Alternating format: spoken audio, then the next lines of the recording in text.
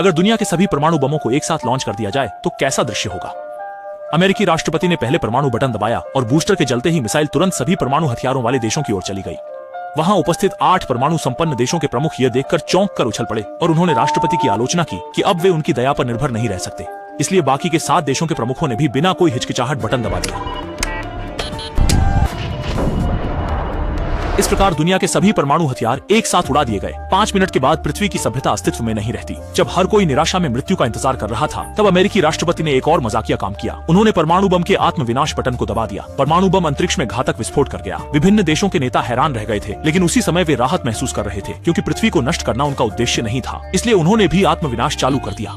तब से विश्व में कोई भी परमाणु हथियार नहीं था। लेकिन तभी अमेरिकी राष्ट्रपति ने एक हथियार नियंत्रण बॉक्स निकाला। उन्होंने सबको बताया कि इस समय 7 हथियार उपग्रह पृथ्वी के चारों ओर उनके देशों को निशाना बना रहे हैं। प्रत्येक उपग्रह में 10 प्लैटिनम ट्यूब्स हैं और उनमें अल्ट्राफाइन ब्लैक रॉड्स छुपी हुई हैं। इनमें से एक पहले से ही लंदन को निशाना बना चुकी है। जैसे ही लॉन्च बटन दबाया गया, ब्लैक रॉड उपग्रह से अलग हो गई और 6 माख से अधिक की अत्यधिक गति से लंदन की ओर तेजी से बढ़ी। कोबरा राइजिंग में कमांडर और पुराना दुश्मन आतंकवादी हमला करने के कारण स्पेशल फोर्स द्वारा पकड़े गए और विशेष जेल में बंद कर दिए गए। व्हाइट घोस्ट भी स्नेक आई के साथ लड़ाई में पराजित होकर ठंडे समुद्र में गिर गया। ये सोचा था कि सब कुछ यहीं समाप्त हो जाएगा, पर असल में ये तो सिर्फ शुरुआत थी। 8 देशों के राष्ट्रपति की हत्या हो गई, जिससे देश में शक्ति का शून्य उत्पन्न हो गया। ये सुनिश्चित करने के लिए कि परमाणु हथियार दुश्मनों के हाथ न लगे, अमेरिकी सरकार ने तुरंत विशेष बलों को परमाणु हथियारों की सुरक्षा के लिए भेजा। विशेष बलों ने सटीकता से विदेशी सैन्य अड्डे पर इकलौते सुरक्षा स्थल के रूप में उतराई की। एक अनुभवी सदस्य ड्यूक को अब कप्तान बना दिया गया है। इस समय विद्रोही परमाणु वॉरहेड को ले जा रहे हैं और समय बहुत कीमती है। विशेष बल तुरंत हमला करते हैं। उनके सामने विद्रोही वध के लिए तैयार भेड़ बकरी जैसे हैं, चाहे हथियार हो या युद्ध कौशल। विशेष बल दोनों में श्रेष्ठ हैं। फ्लिन ने निगरानी वॉरहेड का उपयोग करके तुरंत ही रुकावटों के पीछे दुश्मन की गतिविधियों को समझ लिया। विद्रोही परमाणु वॉरहेड को लेकर तेजी से भाग रहे थे। ड्यूक ने तुरंत पाकौर मोड शुरू किया और विद्रोहियों के पास पहुंचने की कोशिश की, पर उसे विद्रोहियों के भारी हमले का सामना करना पड़ा। सौभाग्य से टीम के सदस्यों ने जानबूझकर चारों ओर से घेरकर गोलीबारी का ध्यान बांटा। फिर सभी सदस्यों ने पूरी शक्ति से हमला कर विद्रोहियों को सफलतापूर्वक खत्म कर दिया। फिर उन्होंने वॉरहेड को अस्थायी बेस पर पहुंचाया और यूएन आकारी सेना के आने का इंतजार करने लगे। जब सभी मिशन पूरा होने की खुशी मना रहे थे और अगली सुबह के भोजन की सोच रहे थे, तभी अचानक दर्जनों अपाचे आकाश में दिखाई दिए और उन पर भारी हमला कर दिया।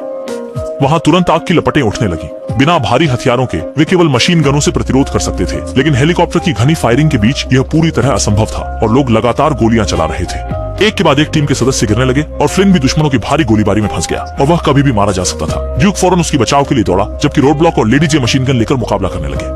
आते हुए हेलीकॉप्टर का सामना करते हुए ड्यूक ने फ्लिन को धक्का देकर बचा लिया, लेकिन खुद गोला लगने के कारण मौके पर ही अपनी जान गंवा बैठा।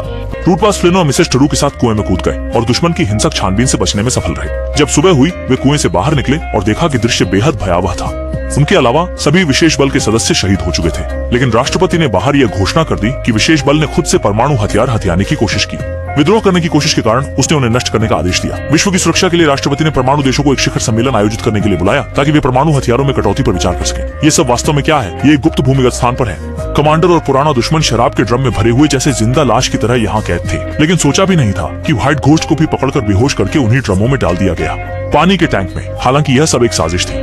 अचानक जेल के बाहर एक मोटरसाइकिल आई। उसने एक लोहे की छड़ी निकाली, जिस अनगिनत चमकती हुई मक्खियां जेल की दीवारों के अंदर उड़ गईं। एक मक्खी जेलर के हाथ पर बैठ गई और अचानक उसमें जोरदार धमाका हो गया। तभी एक मोटरसाइकिल दूर से आ गई और जेल पर हमला कर दिया। एक गोला दागकर उसने गेट को उड़ा दिया। फिर मोटरसाइकिल हवा में टूटकर मिसाइल में बदल गई और जेल की इमारत की ओर धावा बोल दिया। आने वाला व्यक्ति था कमांडर का भरोसेमंद सहयोगी जुगनू, और पानी के टैंक से निकलते ही सफेद भूत ने हत्या का तांडव शुरू कर दिया। कुछ ही मिनटों में सभी छोटे गुंडों को खत्म कर दिया और फिर पिस्तौल से टैंक को तोड़कर उसमें का पानी बाहर निकाल दिया। भागने वाले कप्तान पहले से ही दरवाजे के बाहर घात लगाकर बैठे थे, बस उनके बाहर आने का इंतजार कर रहे थे ताकि उन्हें पूरी तरह से खत्म किया जा सके।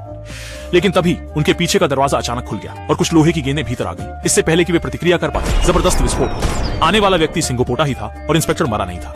जब कमांडर और बाकी लोग जाने की तैयारी कर रहे थे, इंस्पेक्टर ने गैस सिलेंडर पर गोली चलाई और जेल तुरंत आग की लपटों में गिर गया। हालांकि वे अंत में भाग निकले, लेकिन व्हाइट घोस्ट गंभीर रूप से जल गया। ये सब दूर खड़े स्नेक आई ने देख लिया और वह तुरंत जिंक्स के साथ पकड़ने के लिए रवाना हो गया। सफेद भूत की दूसरी तरफ की असली महिला ने ध्यान से देखकर सुनिश्चित किया कि वर्तमान राष्ट्रपति एक नकली है, लेकिन उनकी क्षमता सीमित है। इसलिए उन्हें विशेष बलों के पुराने नेता कोल्टन की मदद लेनी पड़ी। लेकिन यह मामला बहुत गंभीर है। जब तक कि वे ठोस सबूत नहीं ढूंढ पाते, कोल्टन भी असहाय है। इसलिए असली महिला ने एक लाल पोशाक पहनकर राष्ट्रपति में घुसपैठ की। राष्ट्रपति ने देखा और तुरंत अपनी आंखें चौड़ी कर ली। भाषण समाप्त होते ही वो बेसब्री से असली महिला के साथ नाचने के लिए तैयार हो गया, और यही वास्तव में महिला चाहती थी। उसने चुपचाप राष्ट्रपति के बाल हासिल कर लिए, फिर सफेद भूत के पीछे जाकर मेकअप के बहाने उसने बाल लिपस्टिक में डाल दिए। यह वास्तव में एक डीएनए परीक्षण उपकरण था। ठीक जब सच्ची महिला पकड़ी जाने वाली थी, परीक्षण का परिणाम समय पर आ गया, जिससे पता चला कि वह वास्तव में कमांडर का सहयोगी शैतान है। तभी सुरक्षा प्रणाली ने भी सच्ची महिला की पहचान छानबीन कर ली, लेकिन जब तक वे पहुंचे, सच्ची महिला पहले ही फरार हो चुकी थी। इस बीच सफेद भूत पहाड़ों में आराम कर रहा था। उसने अचानक कुछ खोज लिया, इसलिए उसने सिर पर टोपी पहन ली और जाने की तैयारी करने लगा। लेकिन सोचता नहीं था कि सांप की आंख पहले से ही बाहर इंतजार कर रही थी। व्हाइट घोस्ट ने झट से अपनी पहचान वाला फेंकने वाला हथियार उछाल दिया। सांप की आंख ने मशीन गन से सामना करने की कोशिश की, लेकिन गोलियां जरा सी भी धीमी पड़ी। सांप की आंख ने तुरंत मशीन गन फेंक दी और दोनों पक्ष ने तलवार निकाल ली और फिर ठंडे हथियारों से मुकाबला शुरू हो गया। आखिरकार चूंकि वे एक ही गुरु के शिष्य थे, उनकी हर चाल और तकनीक की जानकारी थी, लड़ाई में दोनों बराबरी पर थे। वे कमरे के अंदर से ही लड़ने लगे। जब व्हाइट घोस्ट स्नेक आइज पर हमला करने वाला था, तभी जिंकस समय पर आ गई और उसने व्हाइट घोस्ट को बेहोश करने के लिए नशीला पदार्थ इस्तेमाल करके उसे काबू में कर लिया। उन्होंने उसे पैक किया और खाई में फेंक दिया और फिर वहां से चले गए। वे पहाड़ों में इधर उधर छलांग लगाते हुए चल रहे थे, जैसे सफेद बंदर की तरह चप्पल और पारंगत। वे स्लाइड के साथ नीचे जा रहे थे, लेकिन पीछे से निंजा उनका पीछा कर रहे थे। लेकिन उनकी सुरक्षा के उपायों के कारण वे बच निकलने में सफल रहे। लगातार लोग घाटी में गिर रहे थे। ये देखकर सर्प दृष्टि ने तुरंत ही सफेद भूत को चट्टान पर बांध दिया और निंजा से सीधा सामना करने लगा। लेकिन भूभाग खतरनाक था और समस्या गंभीर। एक दौर में अधिकतर निंजा मारे गए या घायल हो गए। 3 बचे हुए निंजा सफेद भूत को पकड़ने का प्रयास कर रहे थे, लेकिन सर्प दृष्टि और साथी ने तुरंत लौटकर उनमें से 2 को हल कर दिया और अंतिम को भी मिलकर खत्म कर दिया।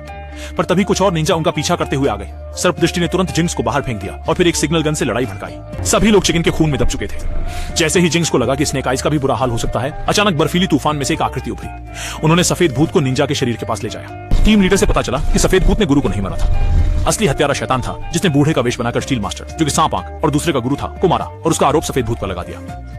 30 साल की बेगुनाही का बदला मिलते ही उसने सांप आंख की मदद करने और कमांडर का सामना करने का निर्णय लिया।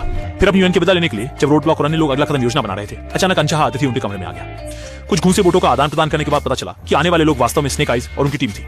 इसके बाद कोल्टन ने अपने जीवन भर की संचित संग्रह निकाल दी, जिसमें हर प्रकार के हथियार और अन्य वस्तुएं थी। हर तरह के हथियार थे। यह सच में एक छोटा गोदाम लग रहा था। वहां मौजूद सभी लोग दंग रह गए। एक अच्छी तरह से सुसज्जित विशेष बल की टीम बन गई। भारी हथियारों की सुरक्षा में विभिन्न देशों के नेता शिखर सम्मेलन के हॉल में प्रवेश कर गए। इसके बाद वही दृश्य सामने आया। सभी देशों के नेता अमेरिकी राष्ट्रपति के पीछे पीछे अपने अपने परमाणु हथियारों का नाश कर रहे थे। फिर अमेरिकी राष्ट्रपति ने और भी उन्नत हथियार प्रणाली प्रदर्शित की। एक काली छड़ अंतरिक्ष से तुरंत ही नरक में बदल जाएगा और सभी इमारतें पल भर में नष्ट हो जाएंगी। और ये सब कोबरा कमांडर का काम था। उसने अपने आदमियों के साथ सम्मेलन में घुसकर सभी देशों के नेताओं को काबू में कर लिया। और यह तो बस शुरुआत थी। बाकी की 6 सैटेलाइट्स पहले ही बाकी के 6 परमाणु राष्ट्रों पर निशाना लगा चुकी थी। बस तैयारी पूरी होने की देर थी और उसे अपनी विश्व पर राज करने की ख्वाहिश पूरी करने का मौका मिल जाता। इस वक्त व्हाइट हाउस पर राष्ट्रीय ध्वज की जगह कोबरा का निशान लहराया जा चुका था, लेकिन उसे यह पता नहीं था कि स्पेशल फोर्स पहले ही स्पेस हाईवे में घुस चुकी थी।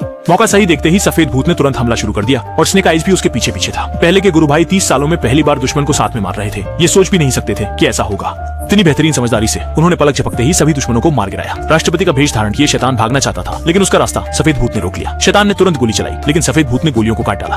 फिर चाकू फेंकते ही शैतान पर हमला हो गया और उसके चेहरे का मुखौटा तुरंत गायब हो गया, जिससे उसकी असली पहचान सामने आ गई। इस बीच रोबा बाहरी सुरक्षा हटाने में लगा था। उसने टैंक को खेलकार की तरह चला दिया, एक ड्रिफ्ट से हमला चकमा दिया और फिर एक छलांग में दुश्मन के टैंक को उड़ा दिया। दूसरे टैंक ने फिर से रोड ब्लॉक पर जबरदस्त हमला किया। रोड ब्लॉक को झाड़ियों में छिपने के लिए मजबूर होना पड़ा। फिर दुश्मन की नजर बचते ही अचानक बाहर निकलकर उसे घातक प्रहार किया। फायरफ्लाई नियंत्रण बॉक्स लेकर भागने ही वाला था कि वह अचानक रोड ब्लॉक की बंदूक के सामने आ गया। रोड ब्लॉक ने गेटलिंग उठा ली और धुआंधार फायरिंग करने लगा, लेकिन फायरफ्लाई पर कोई असर नहीं पड़ा। उसने नियंत्रण बॉक्स उठाया और हाई स्पीड बोट चलाकर फिर से निकल गया। रोड ब्लॉक ने भी उसके पीछे तेज चलने वाली मशीन गन का इस्तेमाल करके फायरफ्लाई पर जोरदार हमला किया। इस समय उबैंग भी तैयार हो चुकी थी। 10 सेकंड से भी कम समय में वह प्रक्षेपित होने वाली थी। संकट के समय लूबा ने समय रहते नियंत्रण बॉक्स खोला और प्रक्षेपण के 1 सेकंड पहले ही आत्मविनाश बटन दबा दिया। उपग्रह अंतरिक्ष में एक जोरदार विस्फोट के साथ भर गया। संकट टल गया तो रोबॉक्स ने नियंत्रण बॉक्स उठाया और जाने की तैयारी करने लगा, परंतु ग्लोवर्म अभी भी मरा नहीं था और उसने रोशनी वाली मक्खी निकालकर कुछ करने की कोशिश की, पर तभी अगले ही पल उधर सांप आंखें और फ्लिन एक कदम पीछे रह गए। जब तक वे पहुंचे तब तक कमांडर पहले ही हेलीकॉप्टर में बैठकर दूर उड़ चुका था। वहीं कोल्टन और असली महिला ने तहखाने में असली राष्ट्रपति को सफलतापूर्वक बचा लिया। विशेष बलों को पुनर्वास मिला और राष्ट्रपति ने उनकी प्रतिष्ठा बहाल की। दूसरी फिल्म ने पहली फिल्म की कहानी को जारी रखा और कुल मिलाकर बहुत अच्छी रही। कहानी की दिशा देखकर लगता है कि एक और भाग होगा और मैं इसके लिए बहुत उत्सुक हूँ। इच्छुक साथी इसे जाकर देख सकते हैं।